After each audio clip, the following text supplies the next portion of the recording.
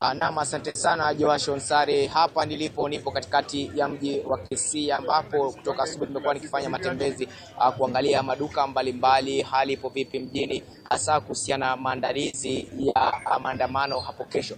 Nimekuwa nikiona tu baadhi ya vijana wakinunua mabendera za taifa la Kenya, wengine wakinunua masks au barakoa kwa lugha ya Kiswahili, hasa wakisema kwamba ni maandalizi ya kesho kuhakikisha kwamba wanafanya maandamano ya amani. Hapa niko na baadhi ya vijana tu, tutakuwa nazungumza nao ili watueleze, je, hapo kesho matarajio yao ni yapi kuhusiana maandamano ya hapo kesho. Tutakuwa tunakaribia hapa, tueleze wewe unahisi vipi kuhusiana maandamano ya hapo kesho.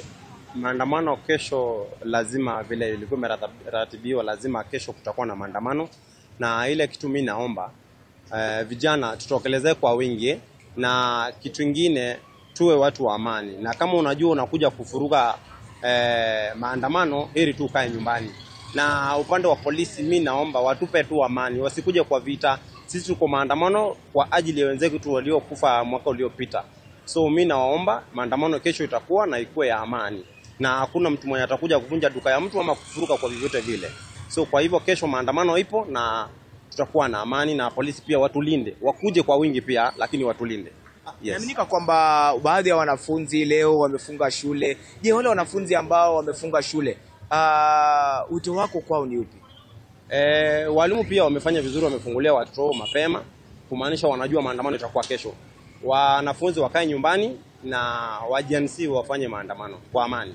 Yes, kwa sababu watoto tunawahitaji pia. Asante sana. Pia tuweze kupata mwenzetu naye pia atupatie maoni yake. Je, wewe siku ya kesho matarajio yako ni yapi kuhusiana maandamano ya hapo kesho? Na je, unahisi kwamba maandamano haya au ambayo yatakuwa yanafanyika kesho yanastahili au hayastahili? Maandamano inastahili siku zote. Hata mimi nimengoja hiyo Wednesday sana. Ndio lazima, watu wetu wamekufa, innocent people, young men, vijana wadogo sana wamekufa. Kupitia wengi wao wamekufa kupitia kwa serikali. Kila siku tunasema ni one term, na ni one term lazima. President bana, hii nayo umezidi. Tulikuwa tumekuacha, lakini sasa kesho lazima tutoke. Lazima.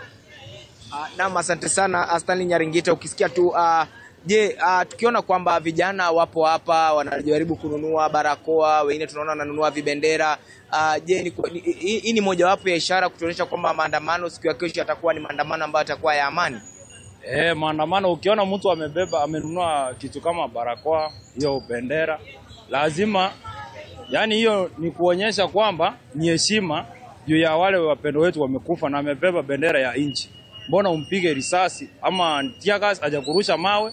Amebeba tu bendera, anakuambia justice. Tunataka justice. So vijana, mimi nawaambia kesho mtokelezee kwa wingi na tufanye maandamano ya amani. Na maafisa polisi ambao watakuwa wanajitokeza kesho hasa kutembea wakati maandamano yatakuwa yanafanyika, ombi lako kwao ni lipi? Kwa makarao, sisi hatuna shida na wao. Bora tu wasimame kando, walinde. Kuna wauni wataingia katikati. Wanaweza ona muuni yoyote anaenda kando na sisi, yeye ndiye watadili na yeye. Lakini sisi tutakuwa kwa barabara tukitembea, tuna march kwenda Mashauri, tuenda kwa capital, tuzunguke town, tumalize maandamano yetu ya amani. Na kwa wafanya biashara siku ya kesho, pengine watarajie nini kesho? Wasiogope, juu wengi wao tutakuwa hapo. Kwa nini? Tutalinda wenye tunaandamana na wao. Hata kama polisi hawatakuwa na sisi sana, tutachunga hata wao. Hatuwezi kuuza kitu ya mtu tukiandamana.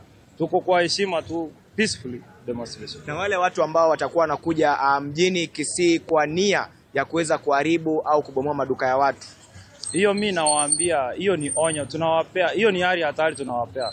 Juu tukikushika, yani hii hasira yenye tuko nayo, hiyo nao tutakumalizia. Naam, asante sana Joash Onsare. Kama ulivyosikia tu, ni baadhi ya wakazi na vijana katika mji huu wa Kisii wakielezea hasa kupatia taswira ya siku ya kesho.